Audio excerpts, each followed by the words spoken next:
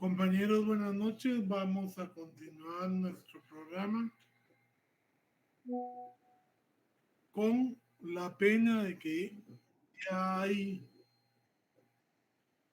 voces de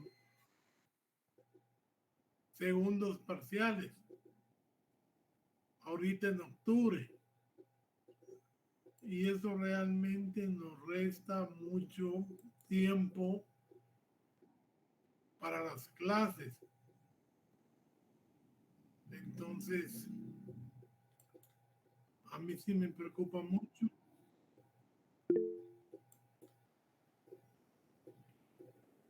Si es factible, lo podemos hablar con Milton. Tal vez vamos a dar alguna clase extra el fin de semana para ir abordando temas que son importantes.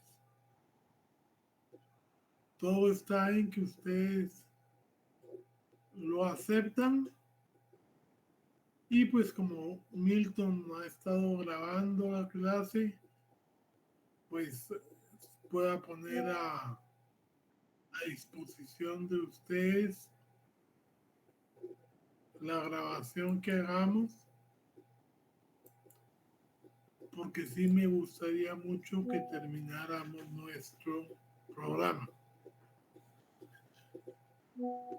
Con ustedes solo tengo una prueba pendiente para integrar la zona y el examen.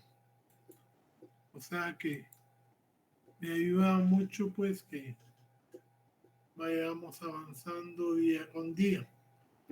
Hoy vamos a hablar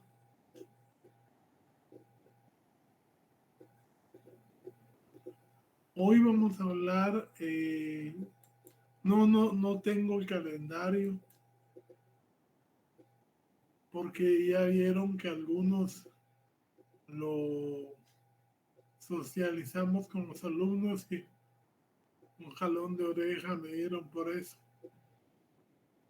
Entonces, cuando salga ya oficialmente, parto, pero ya va a ser para ver qué días tenemos clase, qué días nos va a ser imposible tener clase, qué días vamos a programar el segundo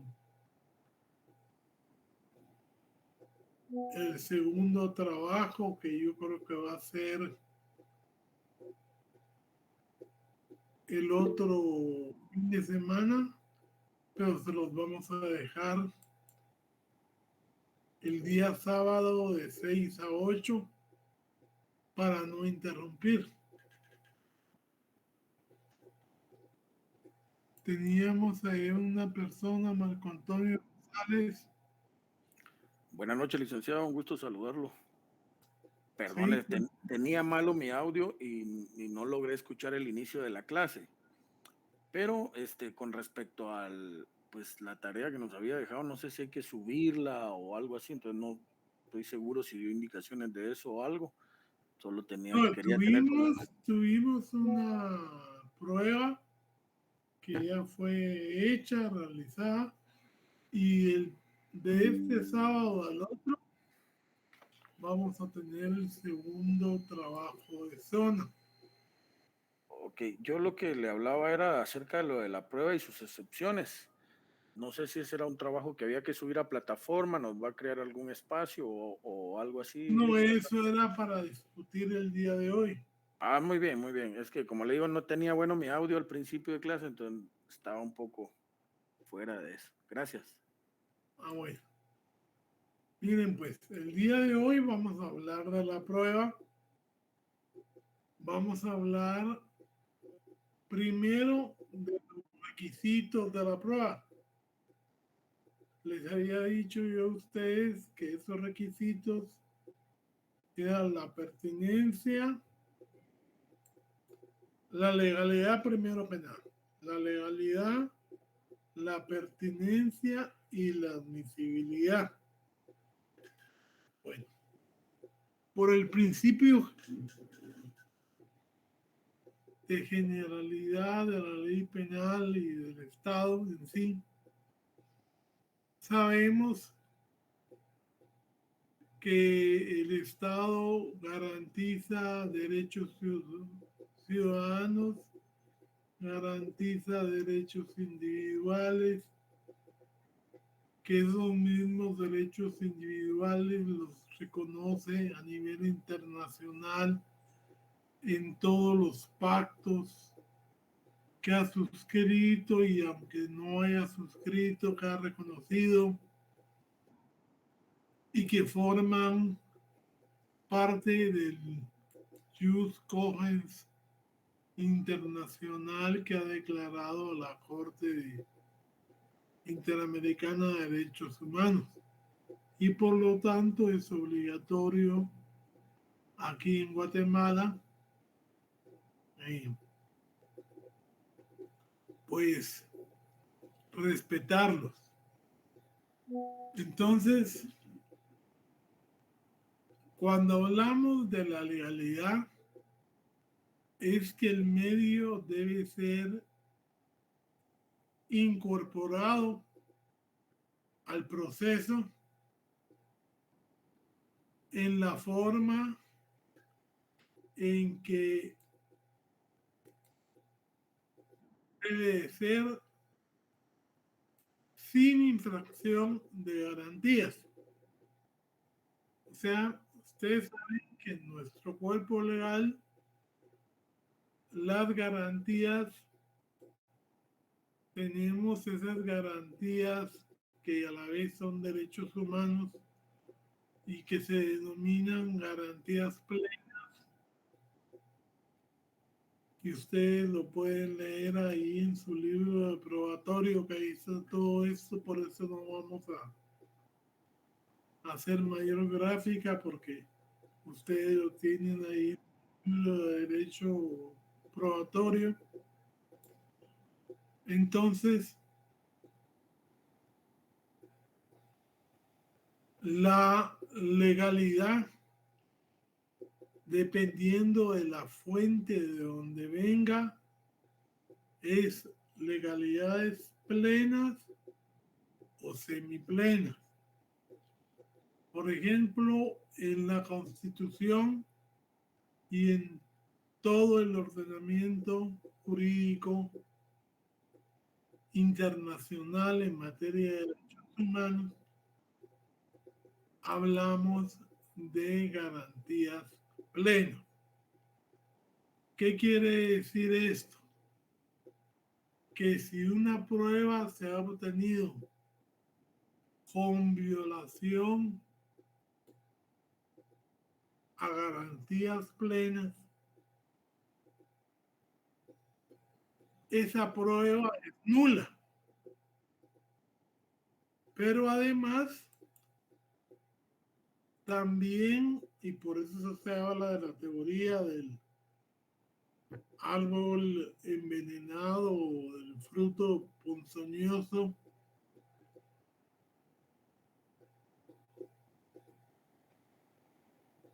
si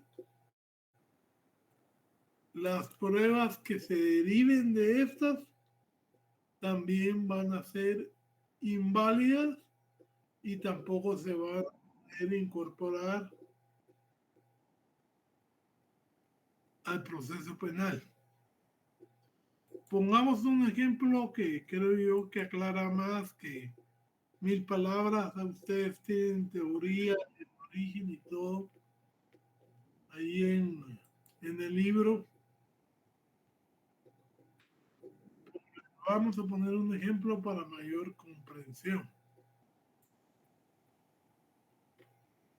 Viene la autoridad y cuando interviene, cuando un hombre despojaba de su cartera a una dama. Obviamente de todo lo que va en la cartera, celular, billetera, joyas, porque hasta se las había guardado porque estaba en un lugar no muy seguro, y viene y va pasando de esos motoristas, y al ver que la está atacando, pues lógicamente interviene y lo captura. El sujeto pretendía, con la amenaza de un machete pequeño, intimidar a la persona y lo había despojado ya de todo esto. Bien, pero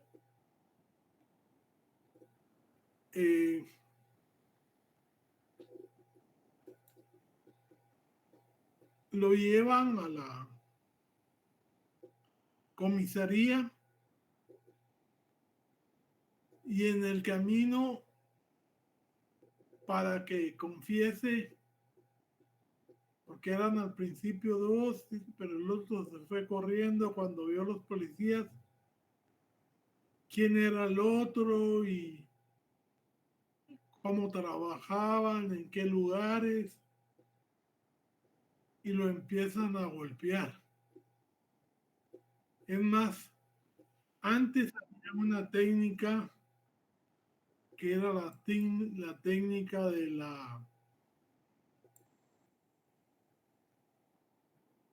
la guía telefónica. Antes había unas guías telefónicas que eran gruesas, cuadradas,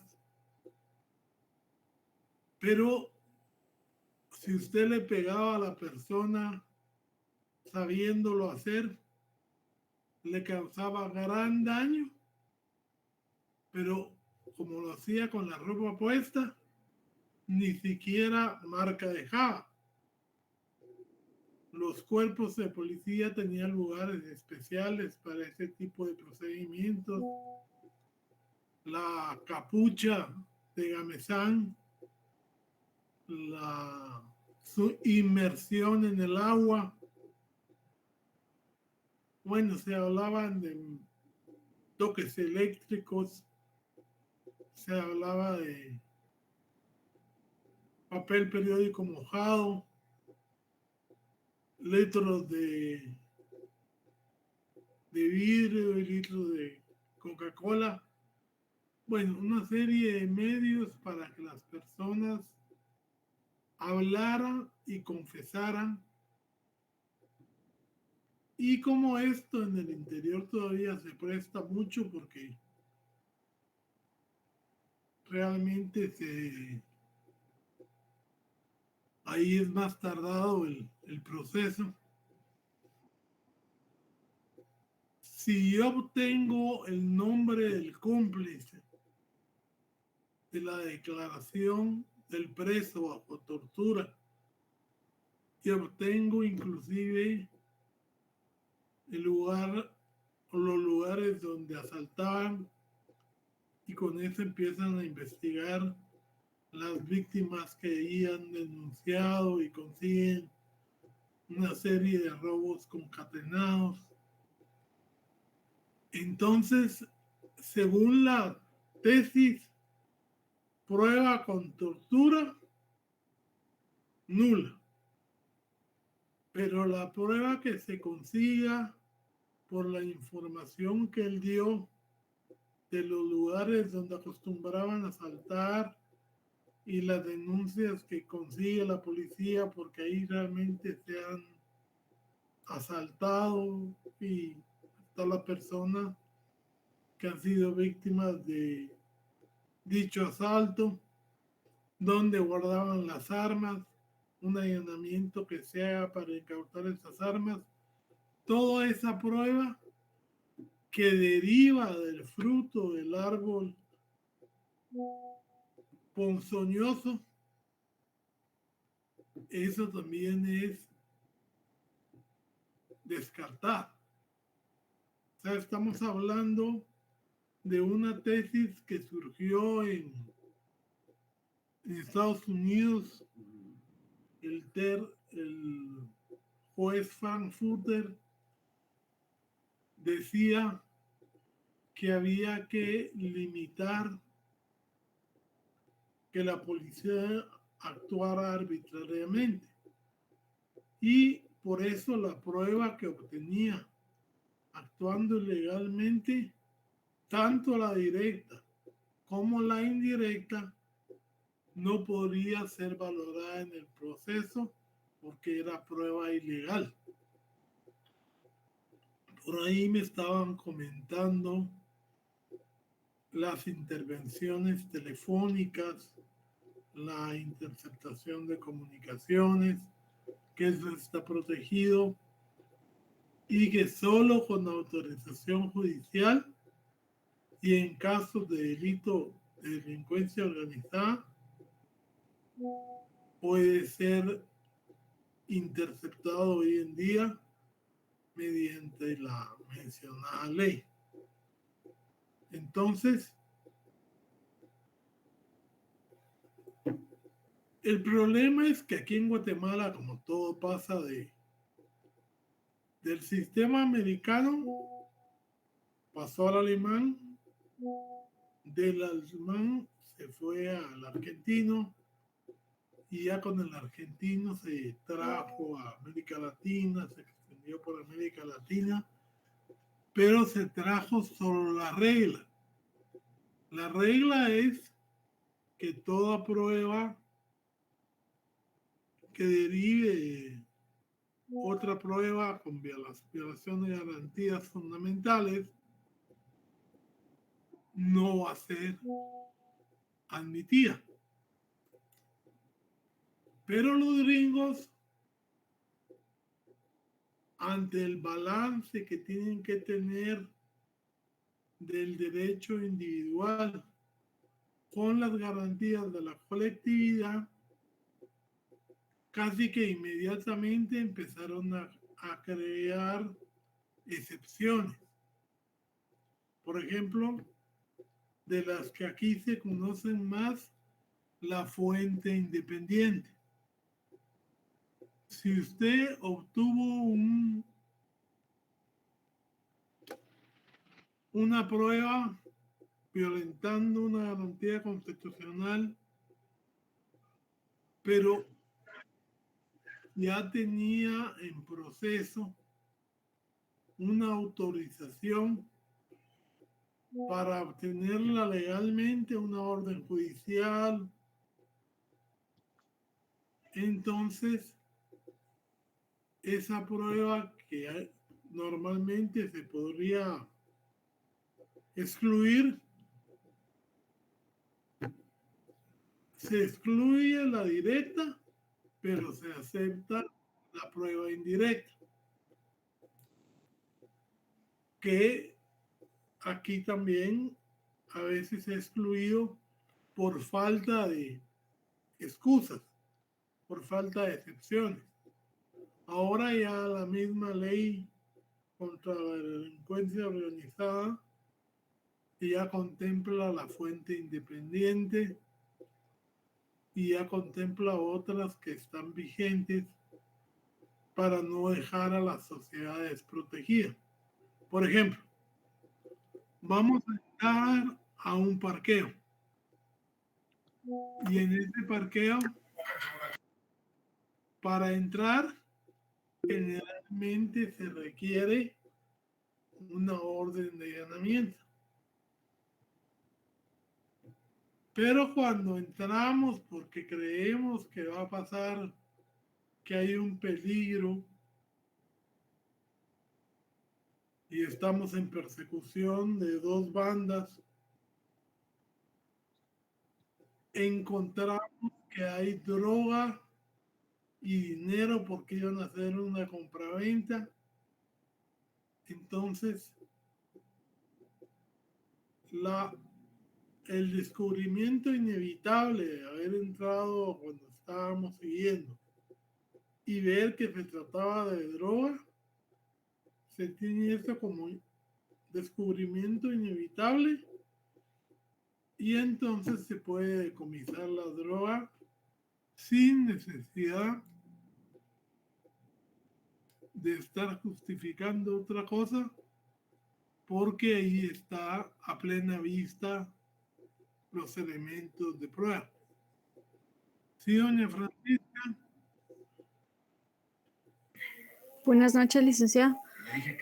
En la fuente independiente, si lo miramos desde el punto del árbol ponzoñoso, ahí se excluiría, digamos, la principal, pero la derivada podría aceptarse. Sí. ¿Es así? Sí. Ok. Gracias, licenciado. Póngase que alguien como los mareros o los asaltantes dijeran que ellos están atacando aunque esa declaración de asumir responsabilidad no puede ser usada contra él, la policía podría tomarla para encontrar otras pruebas vinculadas con los delitos. Y fue un descubrimiento inevitable porque él lo dijo. Podría usarse por ejemplo, para los cómplices, en contra de los cómplices. En contra de cualquier responsable. Digamos, ahorita hemos caído inclusive doña Hadley Chu. Sí, licenciado. Básicamente casi no le comprendí. O sea, yo ya leí varias veces La Fuente Independiente, pero no logro captar bien. ¿Será que podría explicarlo un poquito de nuevo? Disculpe. Mire, pues, sí, ya habíamos, nosotros entramos a una casa y teníamos que hacer un allanamiento y ahí vimos un papel sospechoso, pero ese papel el mismo día, el día anterior, el viernes, lo habíamos obtenido nosotros por otra fiscalía con la orden del caso y todo.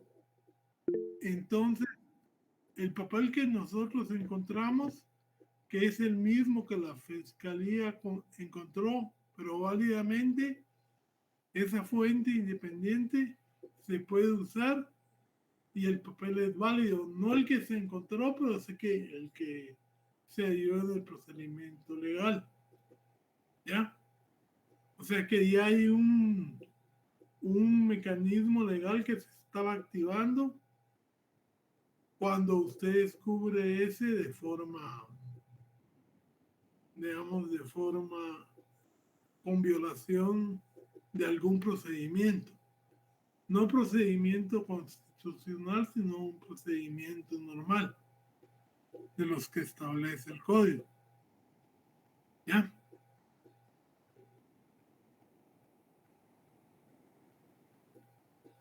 Ya no. Ya, muchísimas gracias. Básicamente en la fuente independiente se puede obtener las pruebas de forma ilegalmente y se pueden utilizar a favor de la fiscalía, ¿es correcto? No, o sea que paralelamente hay un procedimiento que te estaba violando la ley, pero ya la prueba se había obtenido legalmente en otro, como pasa con los estados de información del SAT. Usted capturó un informe que no era dirigido a usted y se dio cuenta de que había unas incoherencias ahí. Pero ya eso ya había sido pedido por otra fiscalía en relación a la misma persona, en un delito independiente. Entonces se puede usar el de la fuente independiente y no necesariamente el que habíamos obtenido con violación de garantía. ¿Ya? Licenciado, Ok, ya, entendido. si ya había algo que ya se había pedido anteriormente que nos va a servir y se obtuvo de una forma legal, lo podemos utilizar, bella vez haya sido bajo un ramo legal, digámoslo así. O sea, bajo la misma fiscalía. Por Ok. ejemplo, se hace mucho el cruce de informaciones con las fiscalías de lavado de dinero y la Fiscalía de Drogas a veces. Piden a veces información, pero como tardan en darlas, si a ellos les cayera ese documento así con violación de garantía, no usan ese, sino que usan el de la fuente independiente. ¿Ya? Ok, entiendo, licenciado, gracias. Doña Francisca. Licenciado, pero entonces acá sería como separar las pruebas, digamos, ¿no? Se tienen dos tipos de pruebas, me imagino el juez analiza eh, evidencias y todo, y ve cuál es la legal y cuál es la ilegal. Eso, Pues exactamente. separa, eso sería. Ah, ok. Sí. Descubrimiento inevitable lo miran ustedes cada vez que pasan volando las montañas. Ojos expertos detectan drogas y entonces van a hacer el allanamiento para destruir la droga y entonces la justificación del cómo hallaron la prueba es el descubrimiento inevitable. Lo mismo que los laboratorios o cuando se está intentando descargar drogas y se usan los radares. ¿Ya?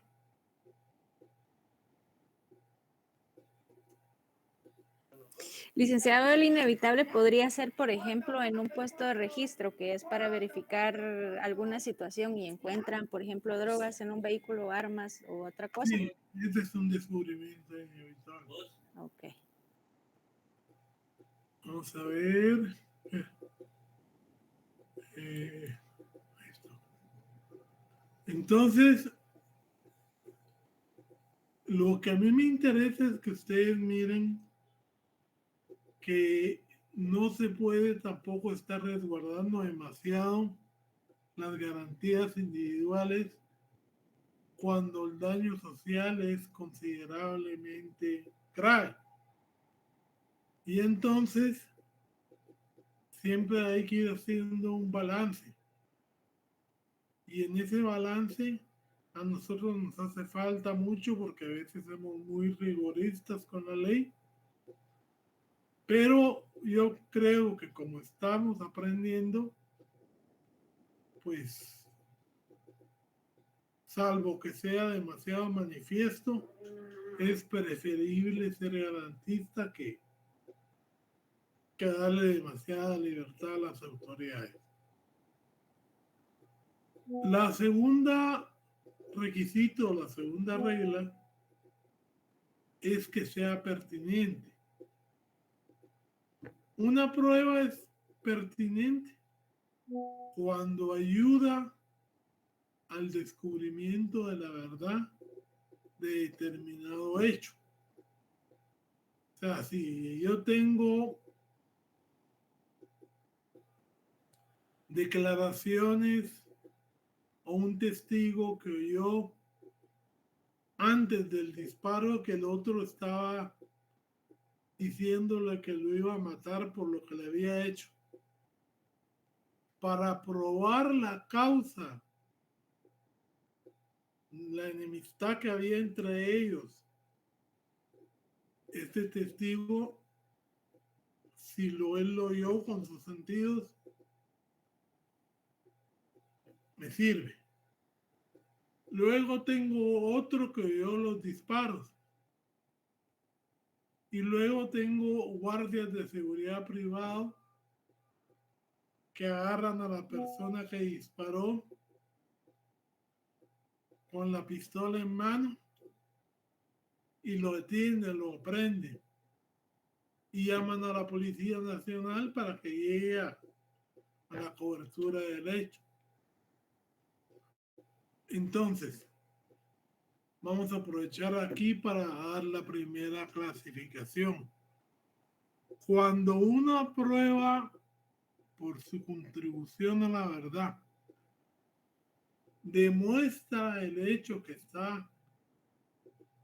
se está queriendo comprobar Por ejemplo, ¿cuál sería la prueba para demostrar la causa de muerte de una persona?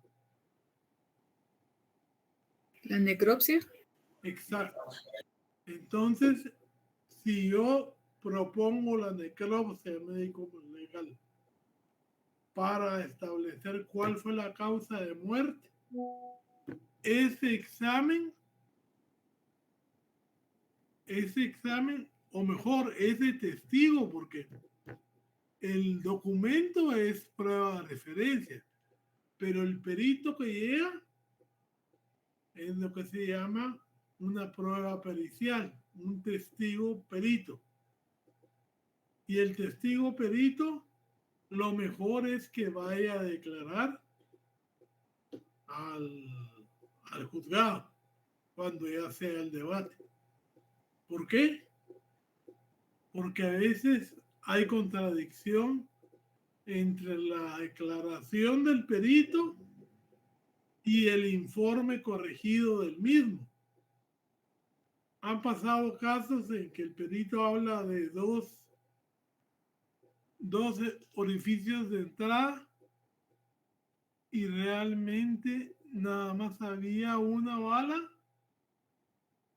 que entró y salió y el otro no es orificio de bala en sí, sino que orificio de algo punzocortante.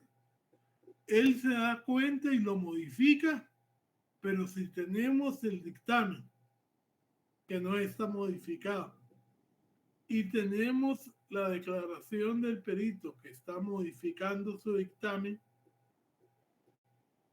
entonces el juez tiene que hacer algo lógico. Desecha el dictamen y solo se queda con la declaración.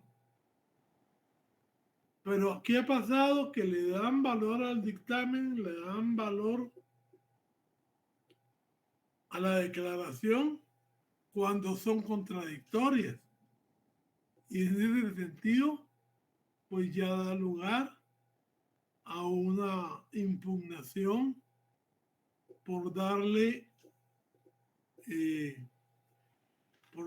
esa validez legal a las dos pruebas cuando son contradictorias. Viola el principio de la lógica.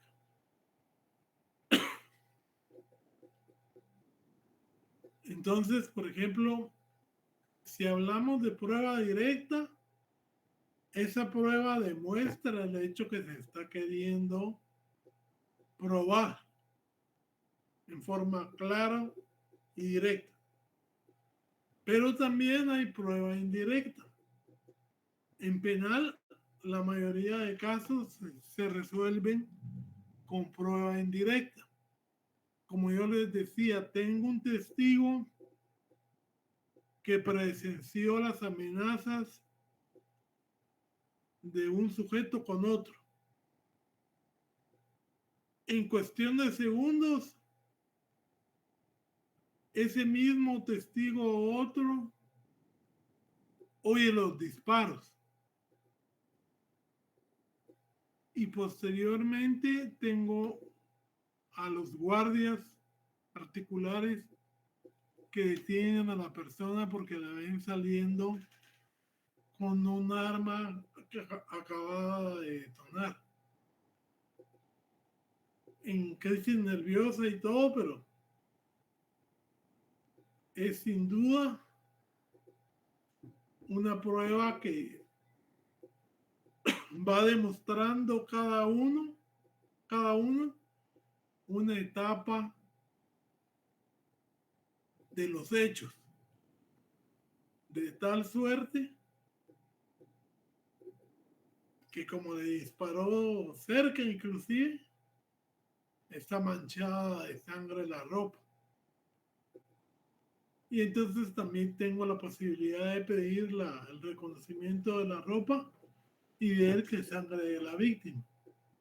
Entonces, con todas estas pruebas indirectas, la causa de la muerte y todo, yo puedo dar una certeza al juez y con ello, lógicamente, demostrar que fue la persona la que la mató. Doña Francisca. Licenciado, yo lo miro como que la directa sería, por ejemplo, tener un video donde se vea claramente No, los pero hechos, ¿no?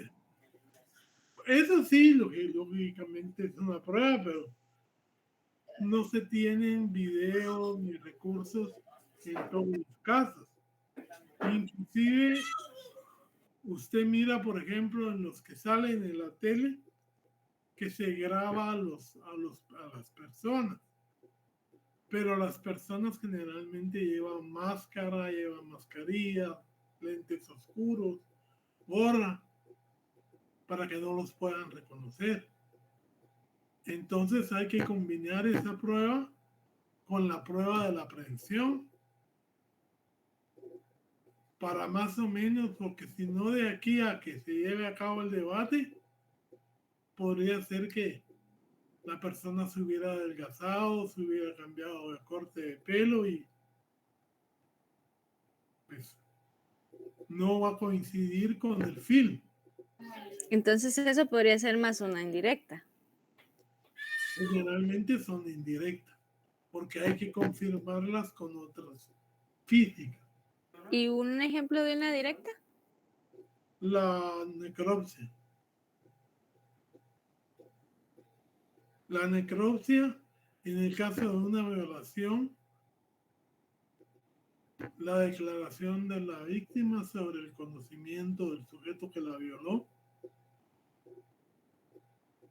cuando es familiar. Por ejemplo, esas son pruebas directas. Ya le comprendí mejor, licenciado, gracias. Hadley Shu. Básicamente la prueba directa se obtiene por medio de un estudio científico, ¿verdad? Y la No indirecta. necesariamente. Hay, digamos, lo más cercano a esa prueba sí es mediante ADN, por ejemplo, pero son ciertas pruebas, no todas. Y hay que ver también cómo se procesó la prueba, porque ese es otro problema. No puede decirse que toda prueba concluya 100% en una situación, dependiendo de cómo se tomó la muestra, cómo se procesó. Por eso es que aquí en Guatemala está la posibilidad de tener consultores expertos para que ellos analicen todo el proceso de toma de muestra, análisis, todo, para ver qué métodos usaron y qué confiabilidad tiene. Eso es una garantía para la defensa. Don Giuseppe. Licenciado, buenas noches. Y se podría decir que también la prueba directa puede ser lo que recaba los agentes de DICRI, del Ministerio Público, los que son de escena. Bueno, pero es que dependiendo de la prueba. Por ejemplo, en DICRI hay un problema. Que usted encuentra, digamos, casquillos que son contradictorios con el arma que se usó. Yo tuve la oportunidad de trabajar en el Ministerio Público y encontré un muchachito que quitaba los casquillos que se habían usado y él dejaba los de él. Y pequeñito, de 6 años. Y como son los primeros que llegan al lugar, y la cadena de custodia a veces no es, digamos, la escena de crimen no está lo suficientemente habilitada, hay que verlo. Porque puede ser que los elementos que se recojan no sean los que corresponden a las armas que se detonaron, ¿no? Y es que también hay ocasiones de que cuando pues hay violencia con arma de fuego, cuando supongamos de que matan a una persona, quedan los casquillos del arma tirados en el suelo y la gente por ver o auxiliar a esta persona que le dispararon, a veces se paran encima de los casquillos y ya pierde la efectividad Sí, ahí el reconocimiento se dificulta. Eso también, por eso le digo que hay que analizar qué prueba es. En penal no hay ninguna receta.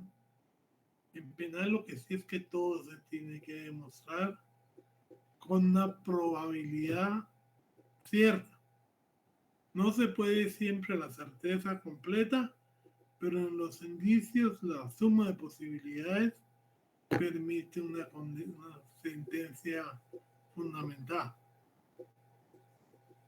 Y por eso es que inclusive se han caído en prácticas de cambiar cartuchos a cambio de dinero, perder expedientes para no poder reponer, digamos, actuaciones.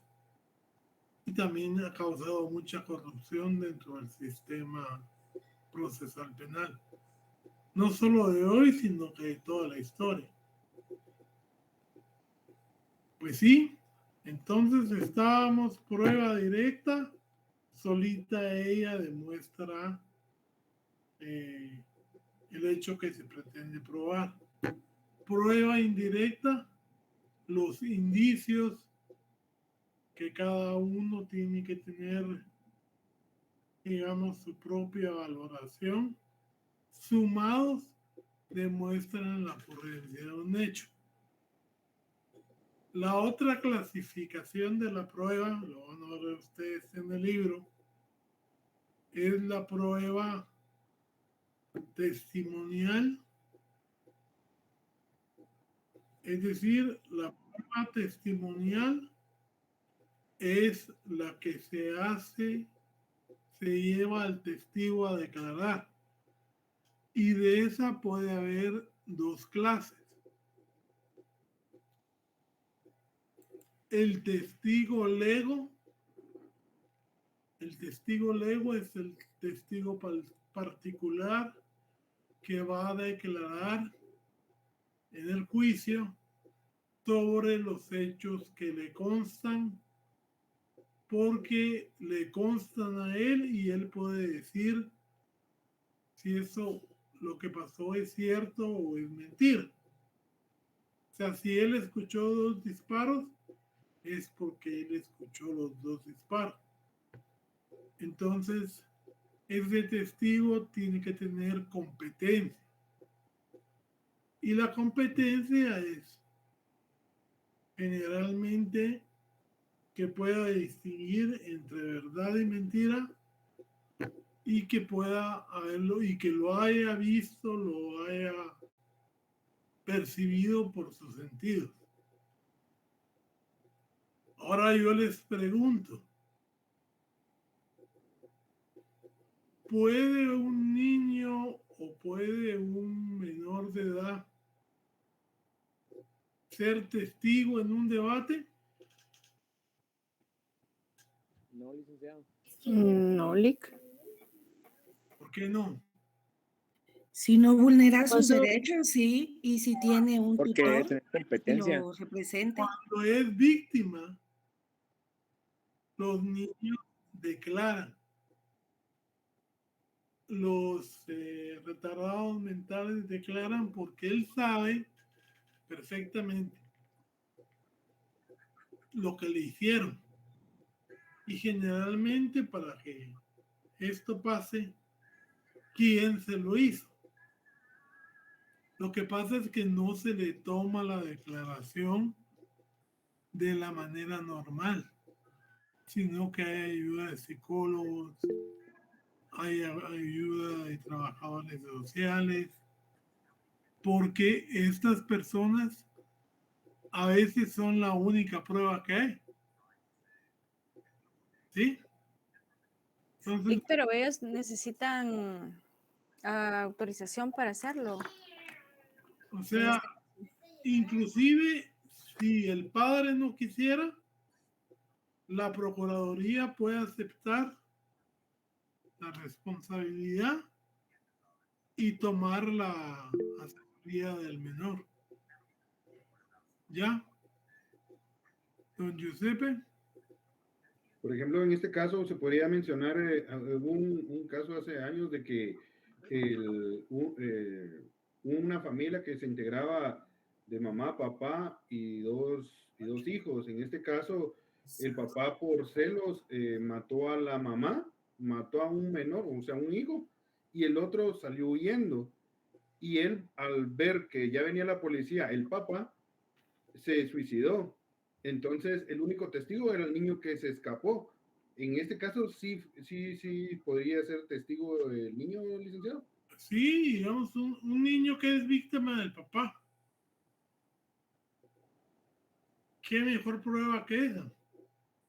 Lo que pasa es que no es el tratamiento común que se le da a cualquier testigo, porque hay que cuidar su mejor interés y hay que cuidar que no se violenten sus derechos. Por eso es que se han creado la Cámara de Gesell. Internet, de verdad. Sí, se han creado las declaraciones anticipadas, la prueba anticipada.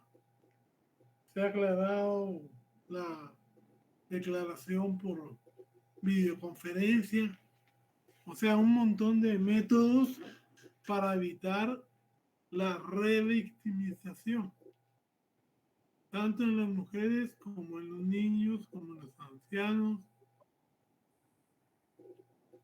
Y se ha discutido mucho si eso no limita el derecho de audiencia, el derecho de careo, pero las razones son bastante justificadas. Entonces, dijimos prueba testimonial, testigo lego y testigo perito. El perito es el experto que va a hacer un reconocimiento sobre una determinada prueba, que ahora generalmente son los del INASIF, los que tienen esas competencias. Y hay otra clase de testigo que es el referencial, que es una persona que es una autoridad en determinado síndrome, en determinada materia, y él no va a declarar sobre el caso, sino sobre los síntomas, sobre el móvil, sobre las consecuencias, pero por su expertise, por su experiencia, puede ser propuesto como testigo. La compañerita Chu, perdón.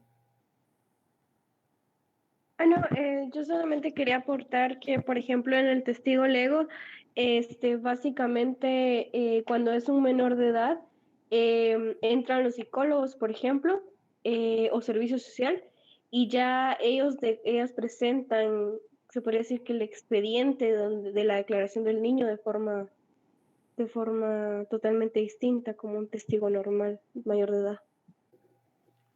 Gracias. Entonces, ya vimos testimonial, testigo lego y testigo perito. Perito de dos clases. El perito que va a emitir un dictamen y el testigo referencial, no referencial, el testigo que ilustra de un tema por su expertise. Hay un caso en particular que es del testigo lego, pero que tiene conocimientos de lo que pasó.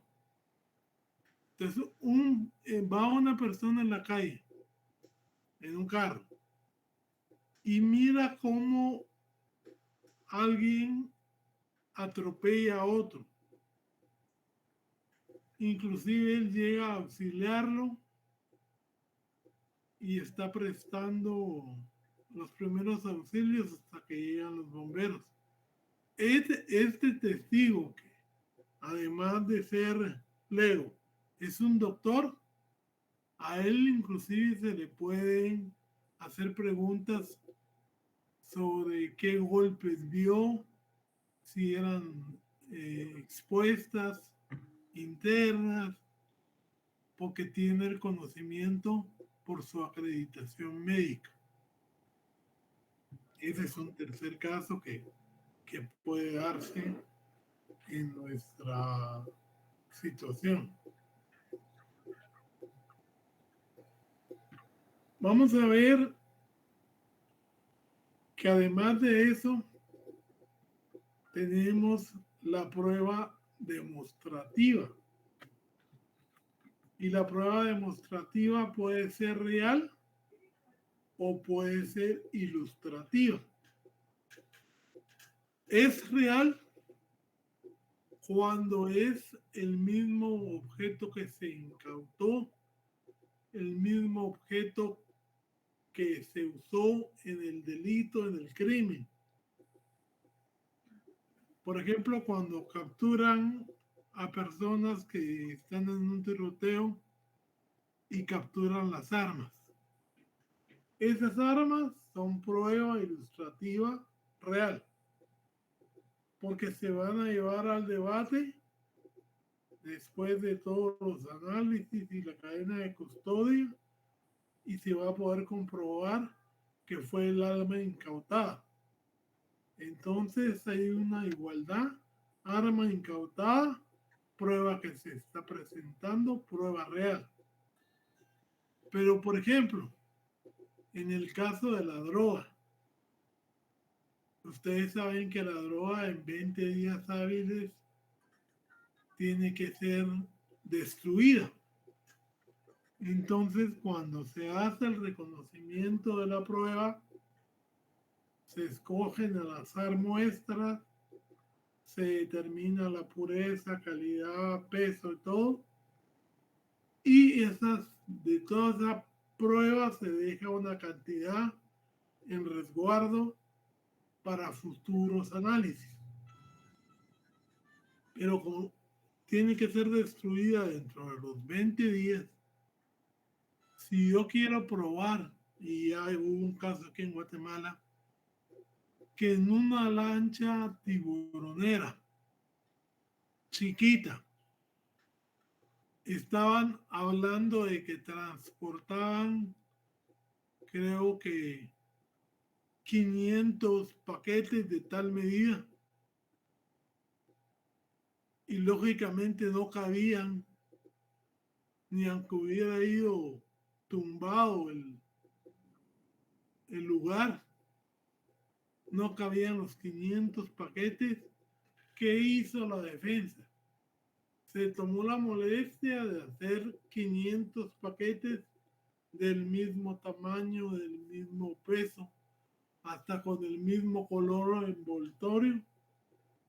Y cuando lo metieron o lo pretendieron meter en el lugar de donde decían lo habían encontrado, no cabía. Lo más que cabían eran 200. Con lo cual, esa que es una prueba ilustrativa porque no era verdadera, demostró que era imposible achacarles a ellos la cantidad que decían habían incautado la mercancía. ¿Sí? Entonces, en las drogas, por ejemplo, esa prueba ilustrativa es una prueba como todo está documentado. Cuántos paquetes, de qué peso, de qué tamaño, en qué envoltorio. Entonces uno puede darse a la tarea de hacer los paquetes para ver si efectivamente puede existir la posibilidad de que eso estuviera ahí o no. Por ejemplo. Entonces, yo les voy a suplicar que cuando hablamos de la prueba, hay diligencias de urgencia. Y luego ya viene el desarrollo de la prueba medio por medio. Yo les suplicaría que en su código procesal penal del artículo 181 en adelante leamos, porque ahí está todo lo de la prueba. Y el día lunes ya platicamos sobre dudas que tengan ustedes sobre los medios de comprobación inmediata, por ejemplo, la rueda en fila de presos, y los medios fijos de testigo lego, testigo perito, prueba demostrativa, real e ilustrativa. ¿Sí, don Giuseppe? No, ya lo dijo, es prueba real y prueba ilustrativa, ¿verdad, licenciado? Las últimas dos. Sí, La prueba demostrativa real y prueba demostrativa ilustrativa. Muchas gracias, licenciado. Entonces, mi encargo, porque ya yo siento que nos quedan muy pocos días de clase, y le voy a encargar a Milton que se averigüe si podríamos trabajar un sábado. Como usted tiene autorización de grabar la clase, podríamos trabajarlo con usted y los que quieran estar presentes. Y eso que le queda a la vista a los, para que tengan acceso después, ya sea por cualquiera de sus redes sociales. No me puede contestar porque está grabando, pero siempre se lo dejo para que se comunique conmigo mañana para ver la posibilidad de hacerlo. Y así importa que ustedes trabajen los sábados, cualquier día se meten y pueden ver la clase. Y Milton se encargaría de comunicar dónde están las clases. Feliz Muchas noche. gracias, licenciado. En serio, se le agradece bastante el apoyo que nos está brindando, licenciado. Muchas gracias. Gracias, licenciado. Feliz noche. Gracias, licenciado. Feliz noche. Gracias, licenciado. Feliz noche. Gracias por su apoyo. Cuídese mucho. Bendiciones. Feliz noche. Gracias. Muchas gracias, licenciado. Feliz noche, compañeros. Muchas gracias, licenciado. Feliz noche a todos. Feliz noche.